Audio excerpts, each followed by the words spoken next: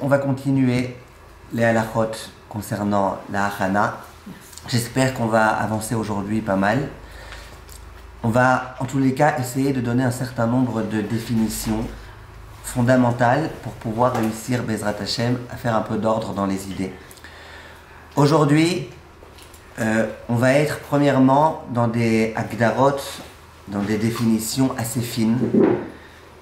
Il y a des choses où on va avoir du mal peut-être à situer exactement c'est quoi la différence entre là et là. On va essayer donc le plus possible de rester proche de ce que nos grands chachamim nous ont enseigné et d'essayer de comprendre un petit peu ce qui se passe. On va dire aujourd'hui aussi Bezrat Hashem les grands chidushim, en tous les cas un très grand chidush, on va dire Bezrat Hashem, auquel personne n'a été habitué.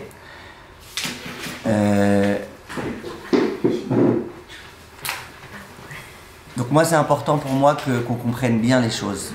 De jeter un chidouche, ce ne sera pas suffisant.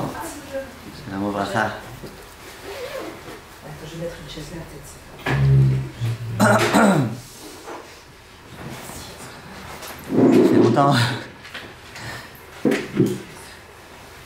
De jeter des chidushim, ce ne sera pas suffisant. J'aimerais qu'on les essaye bien, qu'on les explique bien.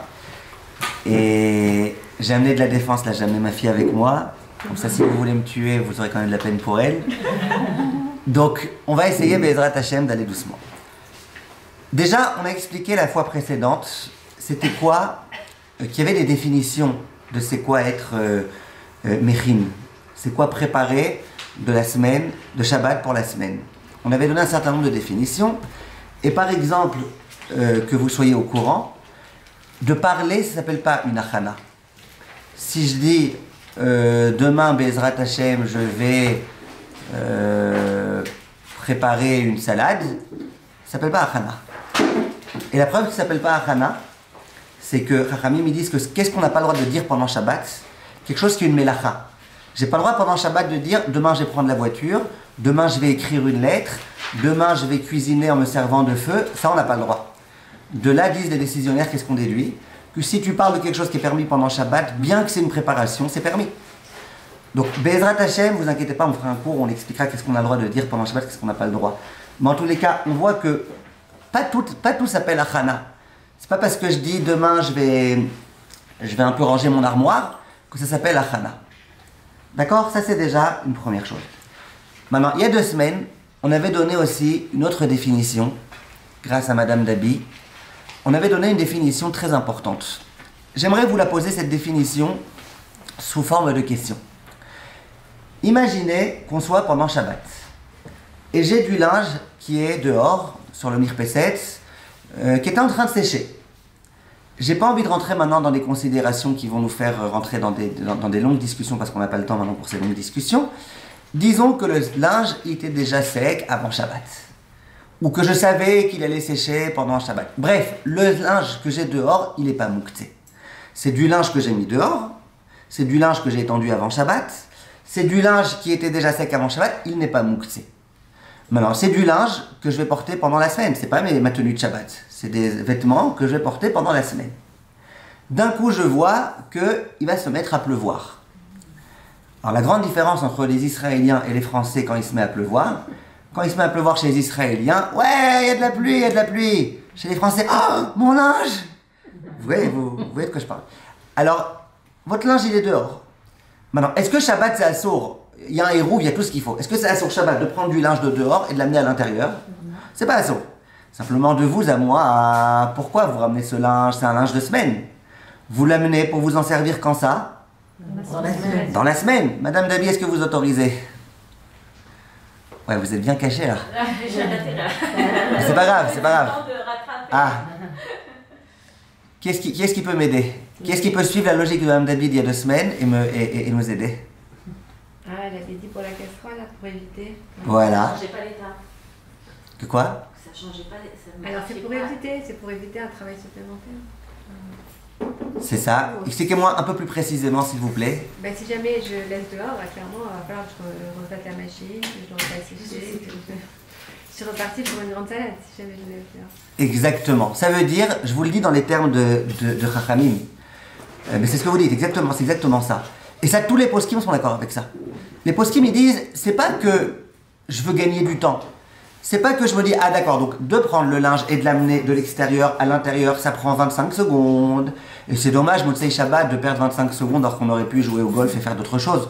Donc on va, pendant Shabbat, prendre ces 25 secondes, que de toute façon, Shabbat, on n'a rien à faire. Si quelqu'un il le faisait dans cet état d'esprit-là, effectivement, qu'est-ce que tu fais?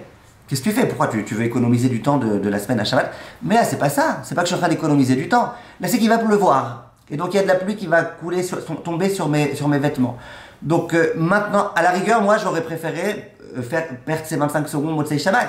Mais si je le fais pendant Motsei Shabbat, tout mon linge, il va être mouillé, il va être à nouveau sali, il va être à nouveau machin, il peut s'abîmer, il peut... Donc pourquoi je le fais maintenant? Pas pour économiser du temps, pas parce que je me dis, j'ai pas envie pendant la semaine de perdre du temps, je préfère perdre du temps Shabbat, pas du tout. Parce que c'est la façon maintenant, et comme je disais la semaine dernière, même si tu as une femme de ménage qui est payée pour... même si tu as une femme de ménage qui est payée, pour quoi faire? Pour prendre le linge et l'amener, elle, de l'extérieur à l'intérieur. Et donc toi, ça te change strictement rien. Malgré tout, quand tu vois qu'il y a de la pluie, de toi-même, tu n'attendrais pas la femme de ménage. Tu prendrais ton linge et tu le mettrais dehors. On est d'accord, Madame Dabi? C'est pour protéger le linge maintenant. Pour protéger... Ouais, mais le linge pour protéger maintenant... Ok, si vous voulez. Si vous voulez. Ça, c'est un yesod qu'on avait donné il y a 2 semaines. Et maintenant, on a essayé juste de le résumer. Celle qui était là il y a 2 semaines et pas là la semaine dernière, vous inquiétez pas, on n'a pas avancé dans un Hana. On avait des sujets philosophiques autres dont on a discuté. Oui. Parfois, je mets mon linge sur le radiateur avant Shabbat. Ouais. C'est-à-dire, si je le mets avant Shabbat, il sèche, donc il est encore un petit peu mouillé, il est encore un petit peu humide. Et pendant Shabbat, il faut que j'enlève parce que sinon, il risque de brûler sur le radiateur. Ok. Est-ce que je peux l'enlever pendant Shabbat? Est-ce que c'est un peu le même Je vous ai dit, il y a 2 sujets. Il y a le sujet de Moukse. Est-ce qu'un linge qui était humide à Ben Hashmashot, il est Moukse ou pas? Ça, c'est un autre sujet. Et il y a un sujet, c'est est-ce que c'est pas Achana? Là, dans votre cas, c'est pas Achana. Parce que vous le retirez du chauffage pour pas qu'il brûle. Parce que peut-être vous le retirez du chauffage pour que le chauffage il fasse mieux son effet. Donc c'est pour maintenant que vous le voulez, vous avez froid. Vous comprenez? Maintenant, l'histoire de Moukse, venez, on rentre pas dans ça maintenant parce que j'ai tout un truc sur ça. D'accord? Oui, mais maintenant, si je devais retirer mon linge juste parce que je sais qu'à la tombée de la nuit, il va faire l'humide.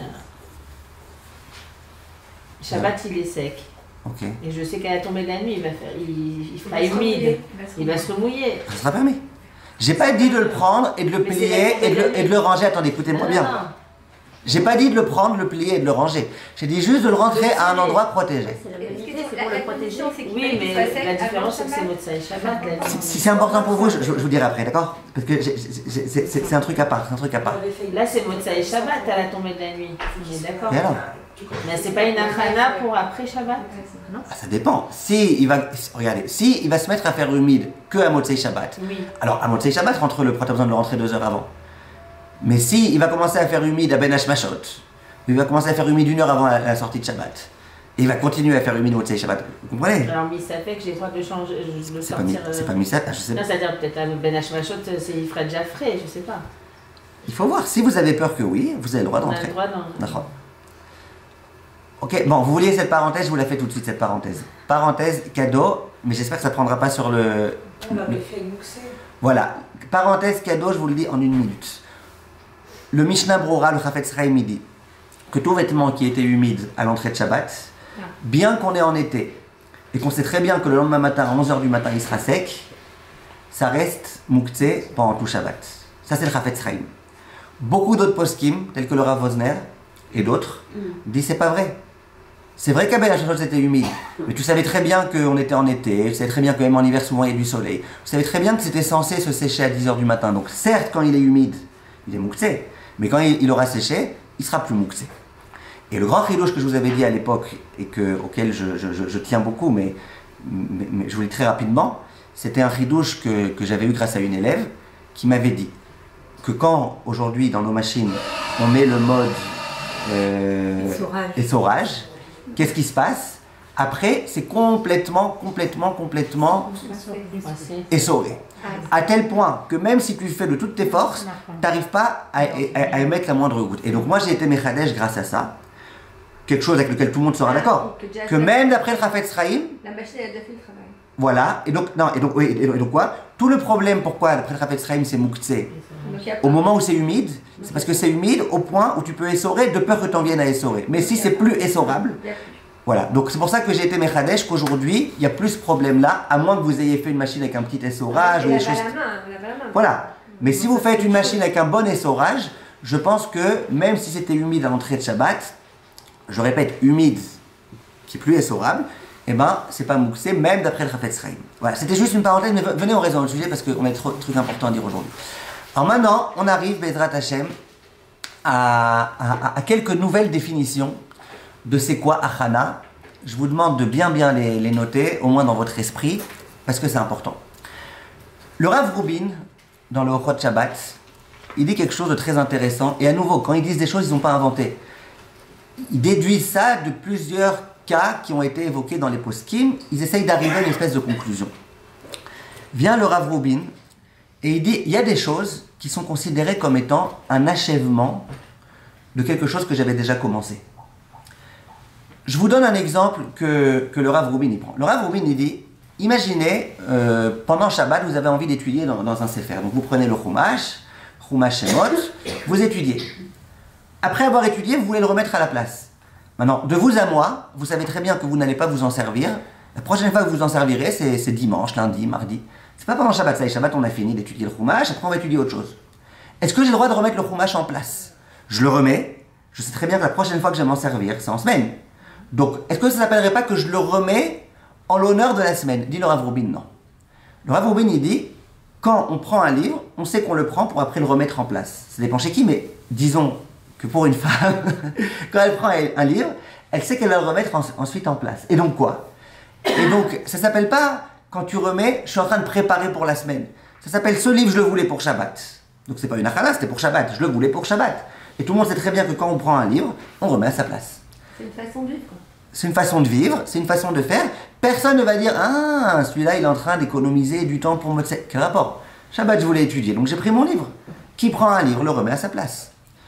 Deuxième exemple que donne le Rav Rubin. Donc, les exemples que je vous donne maintenant, c'est aussi des halakha lemaasé, d'accord? Vous comprenez bien, c'est pas juste de la théorie, c'est de la halakha lemaasé.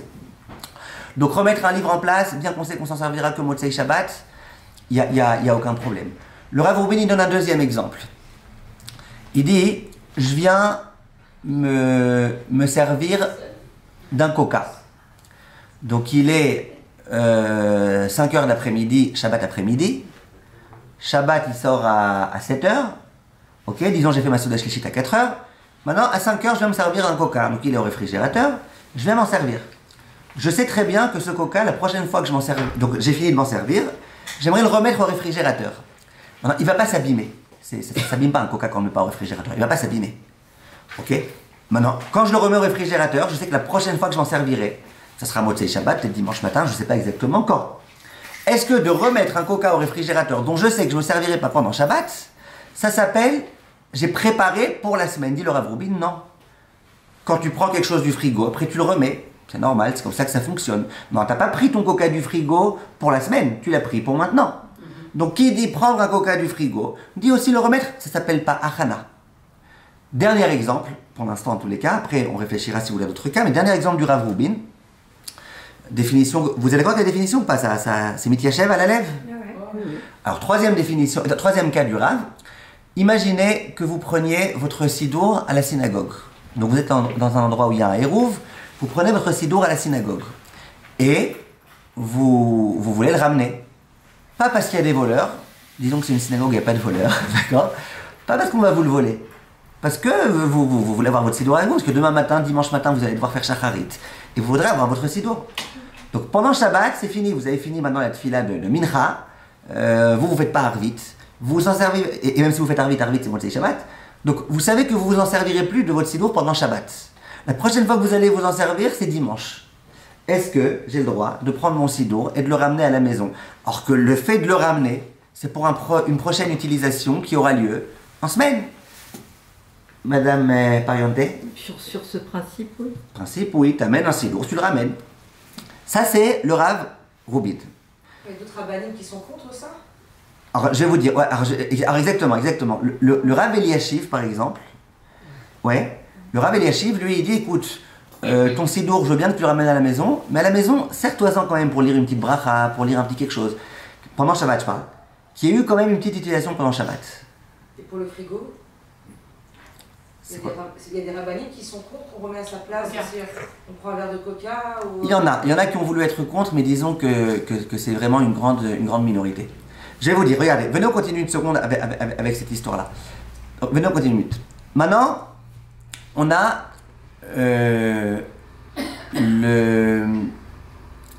voilà, ça c'était le Rav Rubin. Maintenant, on a le Rav Shlomo Zalman Auerbach. D'accord? À nouveau, allez chercher chez les poskim Sfaradim, ils ont très peu parlé de ce sujet-là. Ils ont très peu parlé de certains cas. Rav Moshe Levi un petit peu, mais vous ne le connaissez pas, ce Rav, dans tous les cas. Alors regardez, j'aimerais vous dire maintenant la définition du Rav Shlomo Zalman Auerbach. C'est aussi une définition qui est assez fine, mais je pense aussi qu'elle peut être une keshevet à la lèvre, qu'on peut réussir à la comprendre. Et vous allez voir que dans pas mal de cas qu'on a dit, eh ben, la définition du Rav Auerbach, elle va aussi aider. Je vous lis dans les mots parce que c'est faut être précis. Donc, il est rapporté par le Shmirat Shabbat Kilcheta Perek Kafret, Saïf Pe'alef. Il dit comme ça. Kol davar, she'en be'asiyato mishum tirra. Toute chose qui n'est pas laborieux, pas quelque chose qui demande une grande fatigue. Vegam regilim la asoto, mibli lachshov à la toelet shebe'asiyato. Et quand on le fait en général, on commence pas à se dire je le fais comme ça, grâce à ça, dimanche, Bezrat Hashem, je vais économiser du temps. Non, tu le fais parce que tu le fais, c'est un truc presque un réflexe, quelque chose que tu fais automatiquement. Dit le Rav Auerbach, c'est permis. D'accord? Mutar la asoto be Shabbat, gam im tetse me'asiyato zu toelet limot achol. Ou bilval shelo yomar bimfurash sheu mechin limot achol, à condition qu'il ne dise pas explicitement qu'il fait pour la semaine. Je vous donne un exemple tout de suite que le Rav Auerbach il donne. Je viens de finir ma Seouda Shlichit. J'ai mes petites salades. J'aimerais les remettre au réfrigérateur. Disons que Motzei Shabbat c'est dans 1 heure. D'accord? Maintenant, le salon, ça ne me dérange pas qu'il soit sale, puisque de toute façon je vais me promener. D'accord? Donc, ne me dis pas, ouais, mais de toute façon on peut débarrasser parce qu'on veut que le salon soit propre. Le salon, dès qu'on finit la Seouda Shlichit, on va tout le sortir. Ne me dis pas qu'elles vont s'abîmer les salades, elles vont pas s'abîmer. Ces salades qui peuvent tenir 1 heure à l'extérieur, elles vont pas s'abîmer. Ne me dis pas, de toute façon, on autorise pour que ça s'abîme. Il n'y a pas. Ok? Est-ce que malgré tout, je peux remettre mes salades en place? Dit le Rav Auerbach, oui. Pourquoi? Dit le Rav Auerbach, en général, quand tu remets une salade ou un coca, dans l'exemple de tout à l'heure, quand tu remets ça au frigo, tu n'es pas en train de te dire, alors je remets au frigo, comme ça, Motzei Shabbat, je vais économiser le fait de, et ça pourra me servir pour la prochaine fois, c'est dimanche. Tu fais pas tout ça, tu remets, parce que tu remets, ça ressemble un peu à Rav Rubin. Donc c'est un acte qui n'est pas fatigant. C'est pas laborieux de prendre une bouteille de coca et de la ramener au frigo, ou de prendre des plats et de les remettre au frigo. Je parle pas pourquoi les enfants ils se battent à chaque fois pour qui va débarrasser, qui va pas débarrasser, mais je parle de c'est pas laborieux. Et en dehors de ça, quand tu le fais, tu commences pas à réfléchir. Grâce à ça, dimanche quand je voudrais manger, on sera en semaine plus Shabbat. Par contre, si jamais au moment où je viens manger au réfrigérateur, alors je dis attends, il y a beaucoup de tchount là, alors on va diviser ça en plusieurs parties. Comme ça, il y en aura un pour dimanche, un pour lundi, un pour mardi, un pour mercredi. Même si je ne le dis pas explicitement, on a bien compris que là, tu fais un acte supplémentaire dont tu es en train de réfléchir que la raison pour laquelle tu le fais, c'est pour pouvoir avoir en semaine. Ça, on a bien compris que ça sera interdit. Ça, de même que les salades, si on les remet dans les boîtes, ce sera une rana, j'imagine. C'est leur place. C'est leur place habituelle. C'est pareil. Si vous faites quelque chose de supplémentaire, dont on comprend bien, dont toi-même tu... Ça veut dire que j'aurais pas le droit, par exemple, quand je débarrasse le Shabbat midi et que je veux donner une boîte à mon fils le lendemain, je peux pas lui faire sa boîte à lui. J'aurais pas le droit. Si c'est une boîte spéciale pour lui et sa boîte à oreille, j'aurais pas le droit. C'est-à-dire même quand je veux débarrasser, je veux vider ma casserole. Je dis bon, je mets une boîte ici, j'ai pas le droit. Non. J'aurais pas le droit de faire en deux. Puis, à moins que vous voyez votre fils pas en Shabbat, il va sortir pas en Shabbat. Mais si vous savez que la prochaine fois que vous allez le voir c'est en semaine et que c'est pour la semaine, alors on n'aura pas le droit. Mais par exemple mettre au congélateur. Exactement pareil. Pourquoi je mets au congélateur un plat que j'ai l'habitude, je le mets ou au frigo ou au congélateur. Ça c'est un plat que je vais mettre au congélateur. Tu veux pas que ça s'abîme aussi. Je veux pas que ça s'abîme et c'est sa place. Bon, tu me dis, oui, mais la prochaine fois que je vais m'en servir, ça sera en semaine. Et alors? Non, Encore une fois, quand tu le mets au congélateur, tu n'es pas en train de te dire, je le mets au congélateur, comme ça, je vais... Ah bah si, généralement, au congélateur, oui, c'est pour... C'est un plan pour oui. dire que c'est bien, je vais en avoir pour dans la semaine. Oui, c'est le mot bracha. Oui, mais c'est pas... Vous gagnez pas, vous économisez pas du temps, là. Non. Ça change rien de le mettre au frigo, de le mettre au congélateur. Non, mais c'est la cabane. Mais les salades, oui. Hein? La cabane, elle est pas la même. Du temps. Ah, je vous dis, lui, le Rav, il dit, le Rav Auerbach, il dit quelque chose. Le Rav Auerbach, il dit quelque chose qui est facile. Et où quand tu le fais, tu commences pas à réfléchir à la toilette de ce que tu fais. Eh ben, c'est permis. Moi, ce que je comprends dans toilette, et il dit, bien que tu vas gagner du temps. Parce que comme maintenant tu vas mettre au congélateur, tu évites de devoir Motzei Shabbat, prendre ces 25 secondes et le ressortir du frigo pour mettre au congélateur. Mais c'est pas grave. Donc je peux mettre au congélateur. On peut mettre au congélateur, il n'y a pas de problème. Okay. Donc ça, c'est deux définitions très simples, assez fines, parce qu'à chaque fois, il va falloir réfléchir dans quel cadre. C'est quoi la différence entre les deux rabbanim? Non. C'est quoi la grande... Il n'y a pas de différence, a priori. La différence, c'est dans le cas où Si, il y a des différences. C'est quoi alors? Je vais vous donner un exemple. Le Rav Auerbach, il pose une question. Il dit, je vais sortir de la maison pendant Shabbat. Je sais que je vais revenir que Motzei Shabbat. Je suis, soit c'est Yom Tov, on a le droit de porter, soit c'est Shabbat et il y a un Hérouv. Est-ce que j'ai le droit de prendre ma clé? Je sais très bien que la prochaine fois que j'aurai besoin de ma clé, c'est Motzei Shabbat pour ouvrir la porte de la maison. D'accord? Donc aujourd'hui, alors, il y en a qui vont vous dire, ouais, mais même maintenant tu veux fermer la porte parce que sinon tu sortiras pas. D'accord, il y en a qui veulent dire ça, mais disons sans ça. Disons que pour l'instant il y a quelqu'un à la maison qui va garder la maison, il n'y aura pas de problème de vol. Et moi, je vais rentrer après, quelques minutes après, au moment où... Bref, est-ce que j'ai le droit de prendre ma clé? Le Rav Auerbach, il dit, t'as le droit. Pourquoi? Quand tu prends une clé, c'est un acte facile. D'aller prendre la clé et la mettre dans ta poche, c'est un acte facile.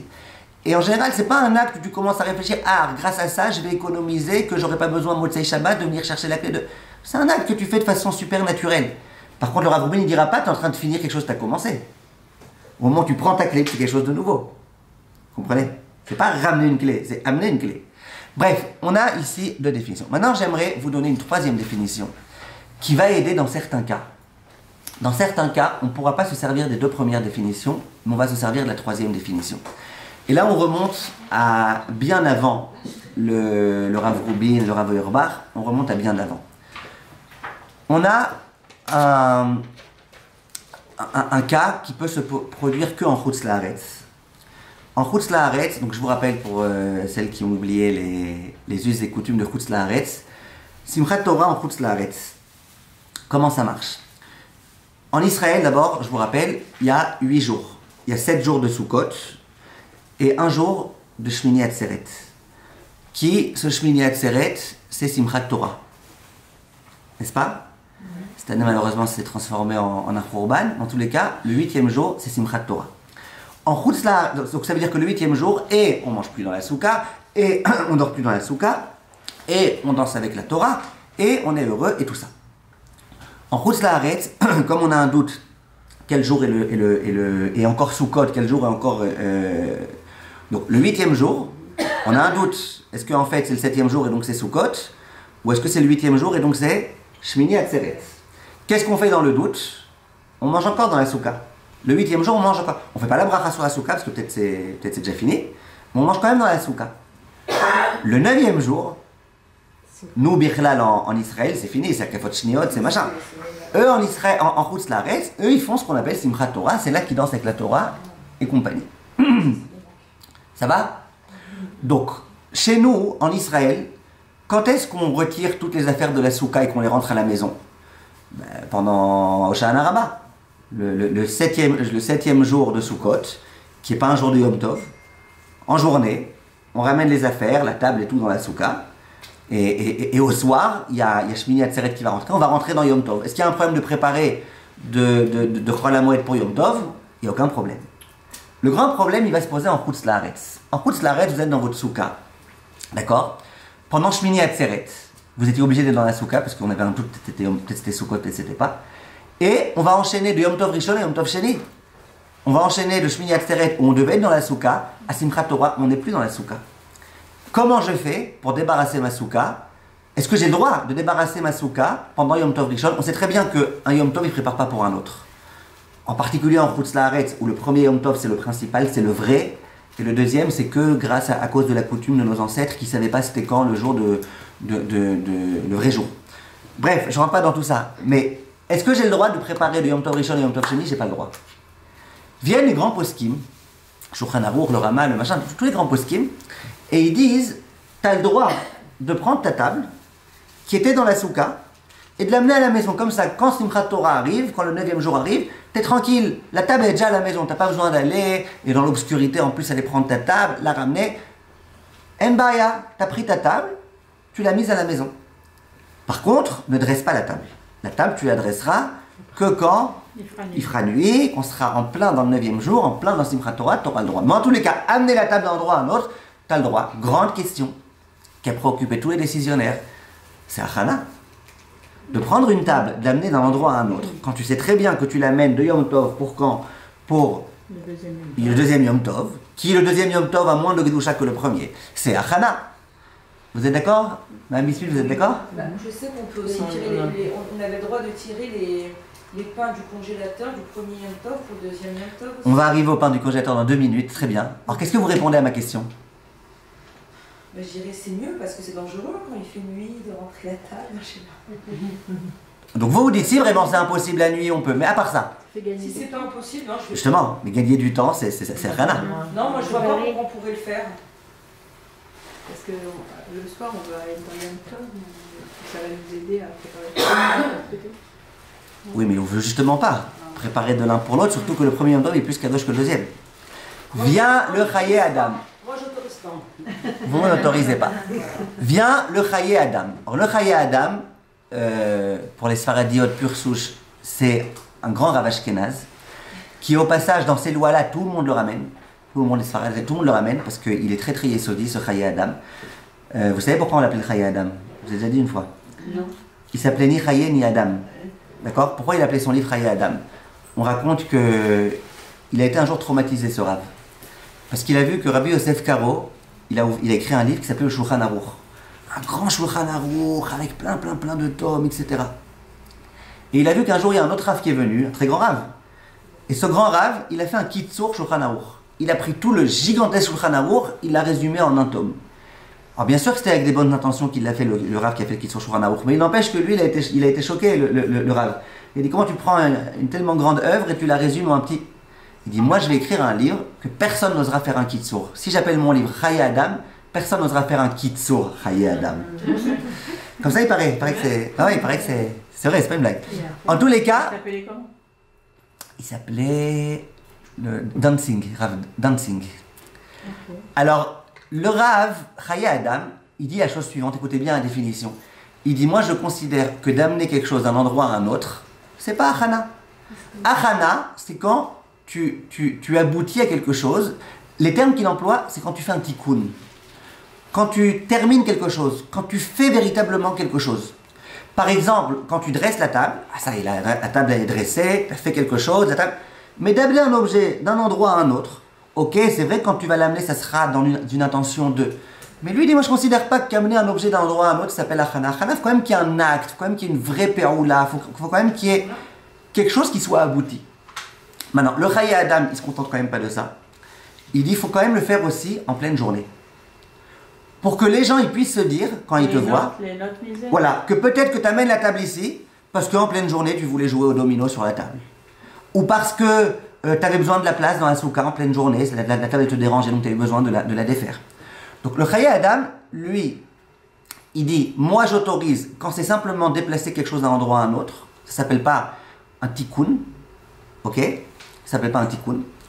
Et il dit, le Rav, et il faut le faire en pleine journée. Il a encore 2 autres conditions. Le Rav, il veut aussi que ce soit en cas de grande nécessité, pas stam. Grande nécessité, par exemple, quand la nuit il fait obscur et que tu verras rien, et que ta table va se casser, et toi aussi, et tout le monde ensemble. Vous voyez, grande nécessité, mais c'est un petit peu, à peu près dans cet état d'esprit qui va le Rav. Donc retenez un petit peu ce Chaye Adam, parce qu'il va aussi nous aider. Si on a compris tout ça, on va maintenant essayer tout de suite de donner quelques cas de figure à la Halema assez très important et très intéressant. Première question, Alors, moi, je vous pose des questions et vous m'aidez à y répondre. Question de Madame Bismuth. On se trouve Shabbat matin. J'ai des chalotes au congélateur. J'ai prévu à Motzei Shabbat de faire un Melavé Malka. J'aimerais bien avoir du pain.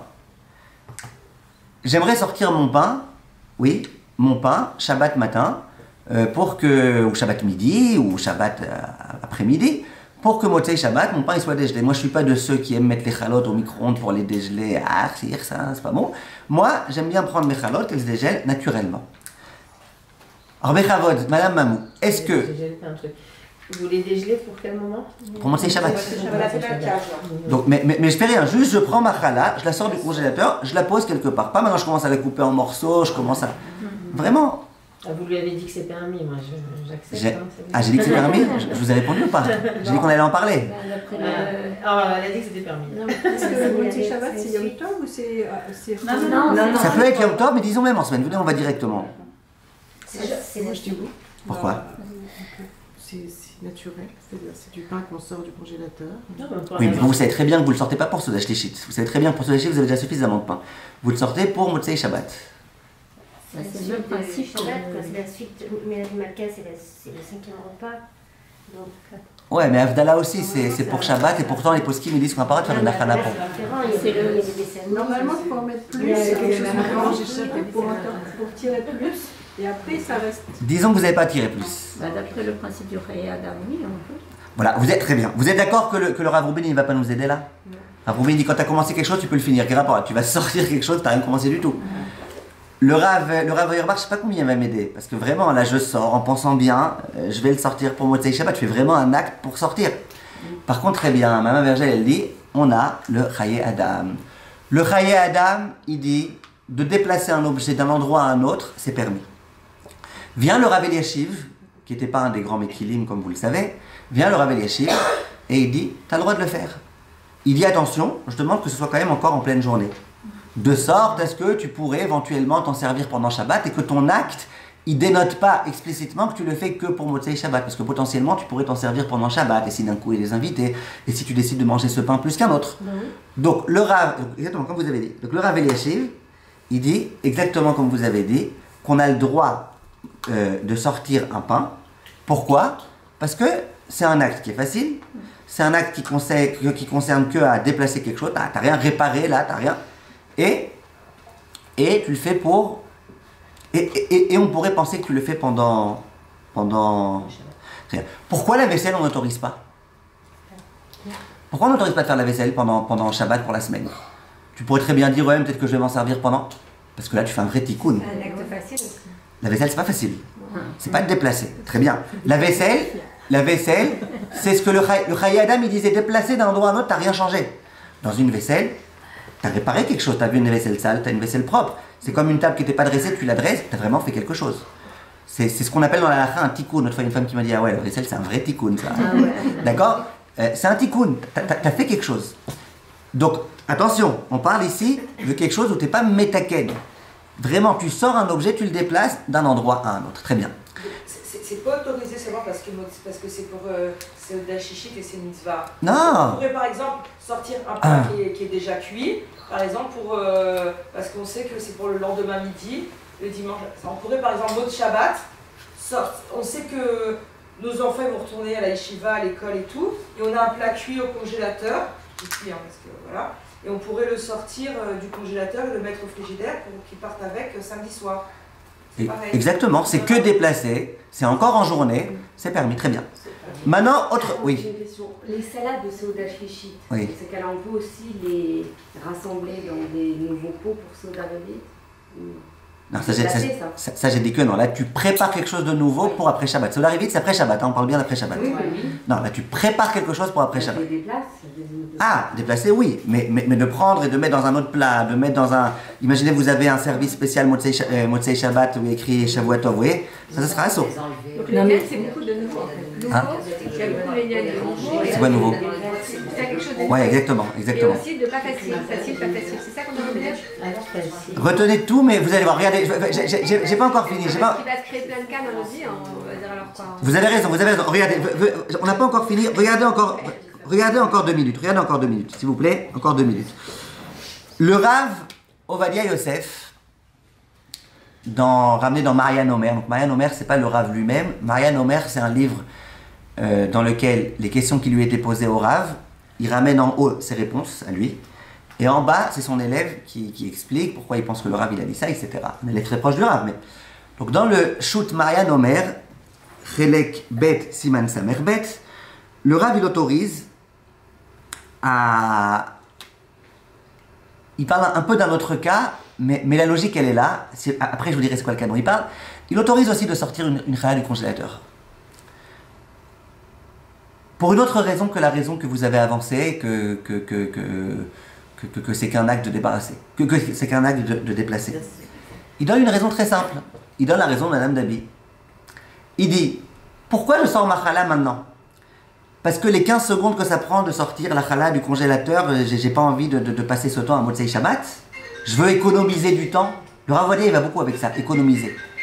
Est-ce que je sors ma challah pendant Shabbat parce que je veux économiser du temps Motzei Shabbat, genre misken, ça va me prendre 15 secondes d'ouvrir le truc, sortir la challah? Non. Pourquoi je la sors maintenant? Parce que si je veux avoir une challah dégelée Motzei Shabbat, eh ben ça prend du temps à ce qu'elle se dégèle.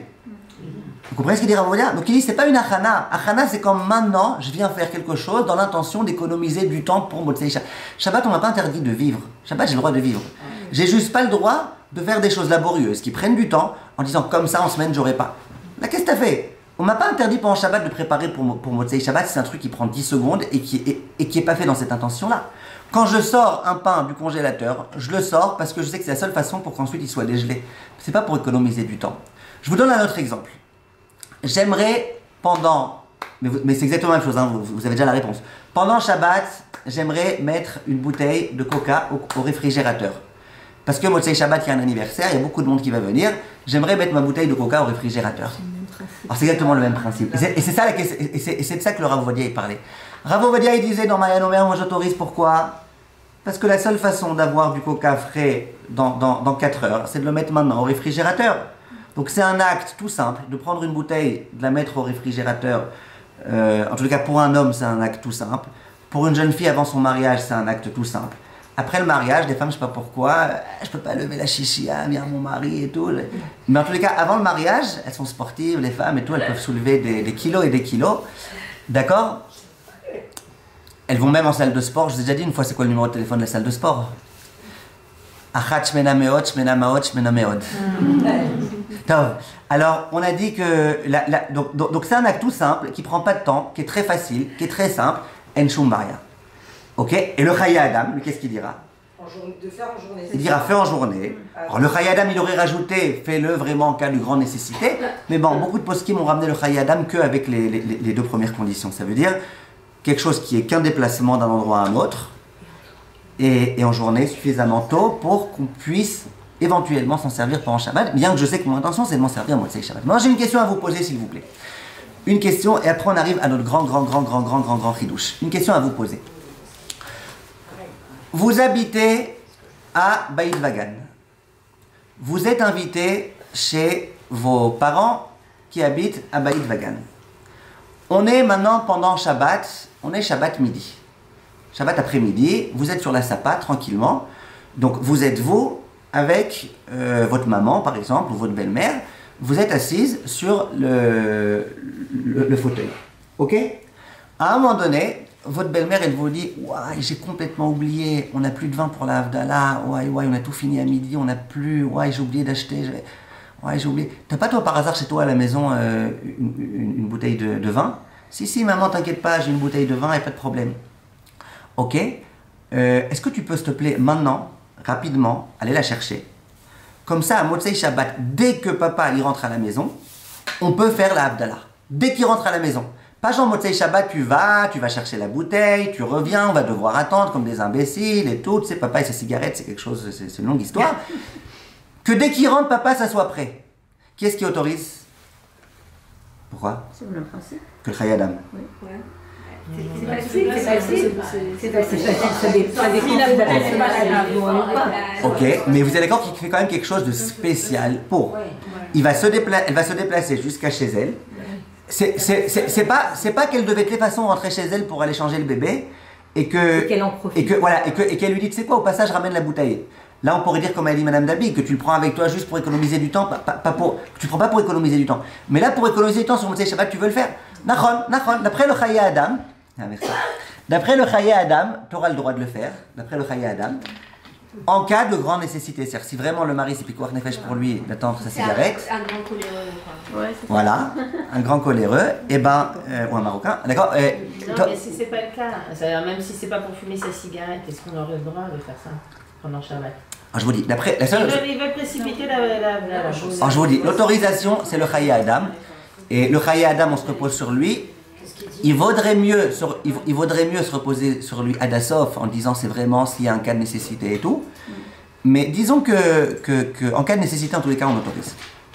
Nous, on a un truc, c'est que le Shabbat, si tout d'un coup mes parents ils ont besoin d'une table pliante et de chaises, on les amène de chez nous à chez eux. Et pour pendant Shabbat? Oui, parce qu'on fait la sita, on ouvre, machin, mais après, moi j'aime bien les récupérer, les amener direct à la maison. Très bien. Mais ça s'appelle pas facile de porter la table pliante et les chaises quand même. Très bien. Alors est-ce que... D'après Rav Rubin... Ça me rassure, parce que je dis d'abord ça va pas traîner chez eux. Il n'y a pas quelqu'un qui va passer qui va faire tomber, je sais pas. D'après Rav Rubin, B40 c'est censé être permis. Tu termines ce que tu as commencé. Quand tu amènes ta table quelque part, tu la ramènes. Je pense. D'après Rav Auerbach,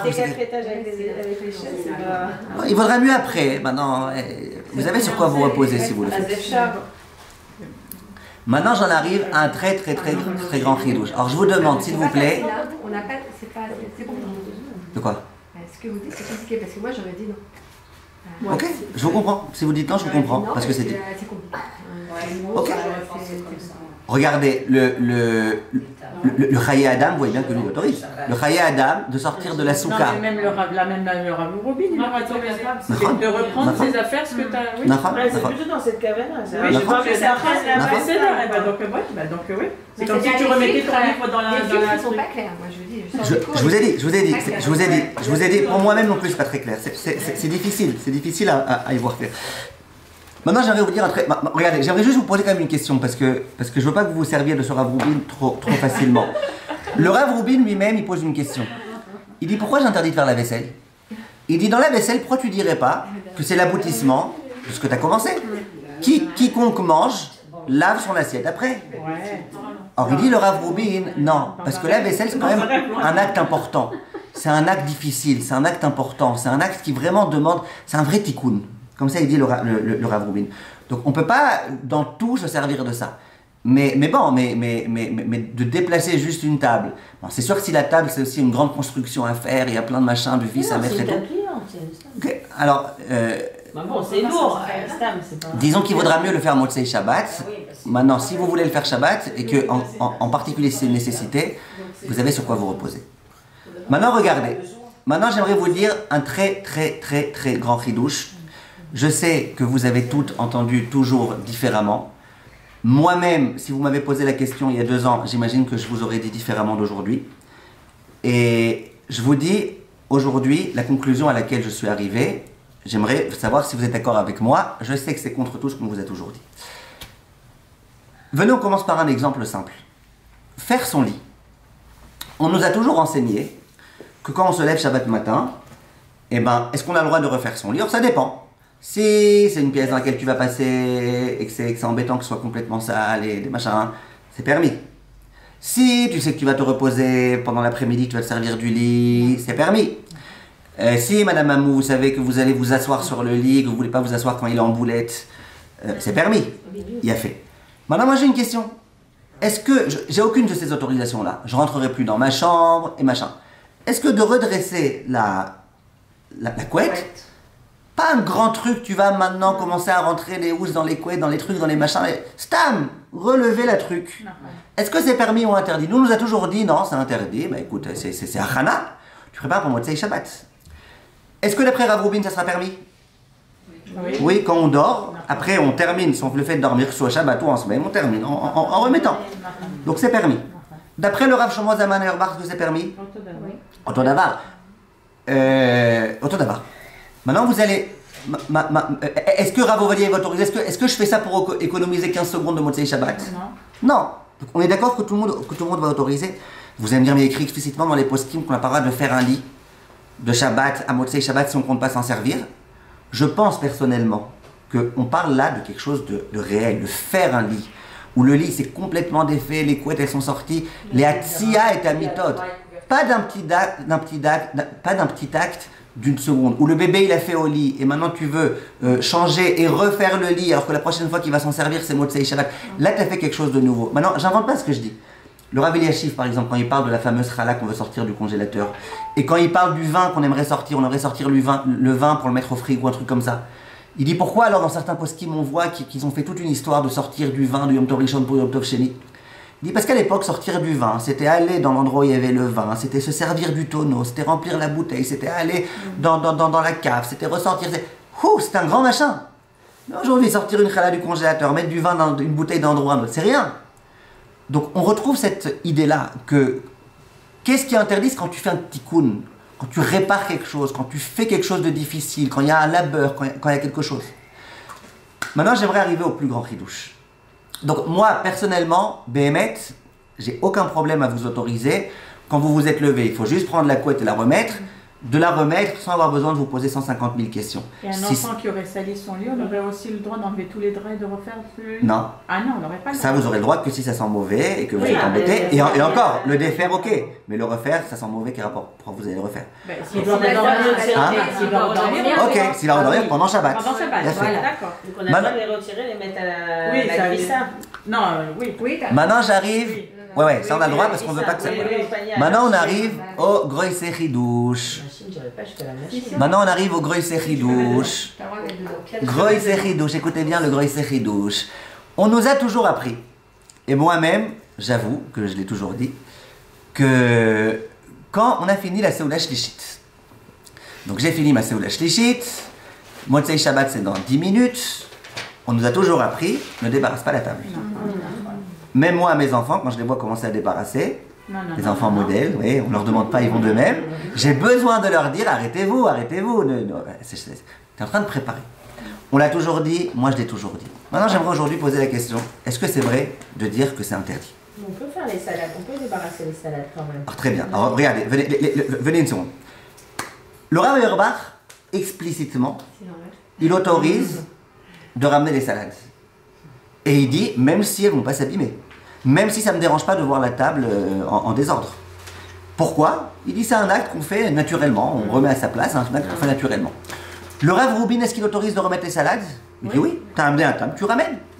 Ah, pourquoi tu ne m'as pas autorisé alors à faire la vaisselle? Non, la vaisselle c'est un truc compliqué, c'est un truc qui prend du temps, c'est un truc long, c'est un truc qui... c'est quelque chose de nouveau, c'est...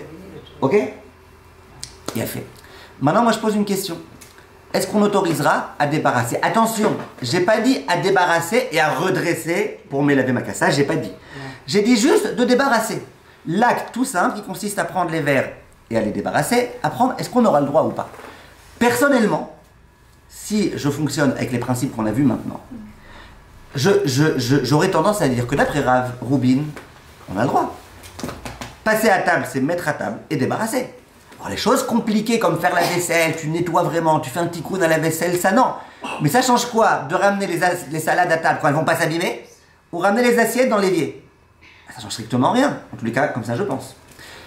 D'après le Rav Auerbach, on est d'accord que c'est un acte qui n'est pas fatigant. De la même façon qu'il m'a dit que c'est pas fatigant de reprendre les salades et de les amener au frigo, de la même façon c'est pas fatigant de prendre les assiettes et de les mettre dans l'évier.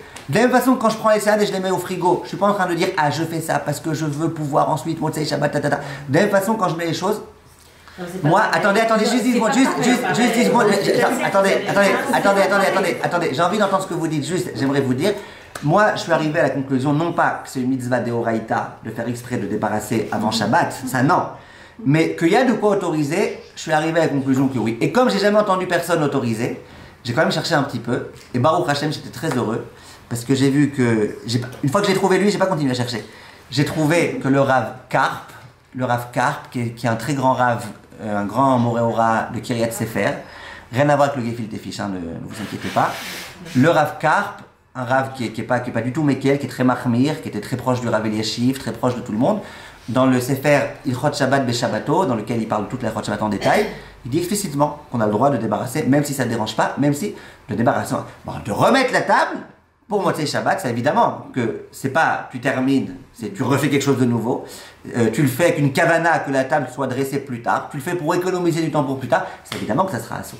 Mais le simple fait de débarrasser, surtout les gens qui débarrassent très facilement là, en prenant tout le nylon, en le repliant sur lui-même et tout, il n'y a pas grand-chose. Voilà. Ça c'est le chidouche que je voulais vous dire aujourd'hui. Je vous répète, si vous voulez rester avec cette interdiction et rester attendre un quart d'heure tranquillement en faisant des shirei Shabbat, encore mieux. C'est sûr que je vous dis pas que c'est mieux de faire ce que je vous autorise maintenant que de faire ce que vous avez toujours fait. C'est pas quelque chose qui nous pèse vraiment. Hein? C'est pas quelque chose qui nous pèse. Voilà, c'est pas vraiment urgent. On nous autorise à ne pas bouger pour une fois. Alors, regardez cette autorisation. De pas jamais remettre ses Shabbat. On n'a pas envie de remettre ses Shabbat. Elle est baya, juste, je suis en train de vous parler de halakha. Peut-être ça peut nous servir, ceux qui font Rabbeinu Tam. On se dit, bon, le Shabbat est sorti, on attend Rabbeinu Tam, au moins on ramasse par exemple. Alors là, Bichlal, vous aurez le droit, si ça vous dérange d'avoir une table, vous voulez continuer jusqu'à Rabbeinu Tam à tenir et vous avez une table qui est complètement avec les épluchures, là, vous aurez une autre autorisation dans tous les cas. On n'en vient pas à rincer son assiette quand on débarrasse, par exemple. Non. On met les unes sur les autres avec comme ça. C'est pas pareil en fait de débarrasser une salade, de la mettre au frigidaire et de mettre des assiettes sur le kiosque quand elles sont entassées dans les saletés. Pourquoi c'est pas la même chose? Parce que sous Shabbat on a le droit de les rincer d'une séouda à l'autre. La séouda on va pas pouvoir le faire. Ok, non mais on va pas inventer une nouvelle xéra. On va pas interdire de débarrasser une assiette de peur qu'on en vienne à la rincer, qu'on en vienne à machin. On va inventer. En tout cas, je vous répète, je sais que ce qu'on dit partout, et je vous répète, je peux pas être plus authentique que ça. Moi-même, vous m'auriez demandé il y a un an, je vous aurais dit, ah non, après machin, à moins que tu aies besoin de l'endroit ou quoi. Maintenant, en réétudiant ces halakhot grâce à vous, pour préparer ce cours, parce que mes cours, je les prépare, Baruch Hashem, même les choses que j'ai déjà enseignées des années, j'essaye à chaque fois d'être maïenne un petit peu plus, que ce soit encore plus vrai, encore plus émette. Grâce à vous, je suis arrivé à cette conclusion-là. Je vous répète, c'est une conclusion dans laquelle c'est très possible. Si vous appelez un rave demain, vous lui dites, on a le droit de débarrasser, évidemment qu'il vous dira non. Alors, si vous dites au rave les arguments que je vous ai dit maintenant, c'est fort probable qu'il vous dira oui. En tous les cas, le rave Karp de Kiryat Sefer, vous savez, Kiryat Sefer, c'est. Les gens, ils ont le chapeau noir, là, les grosses lunettes. Et, ouais, c'est des trucs des gens marmérim. C'est seulement ça, c'est les maris. Les maris, après 20 ans, 30 ans de vie commune, vous lui dites maintenant je débarrasse la table pendant Shabbat. Ils vont regarder de travers.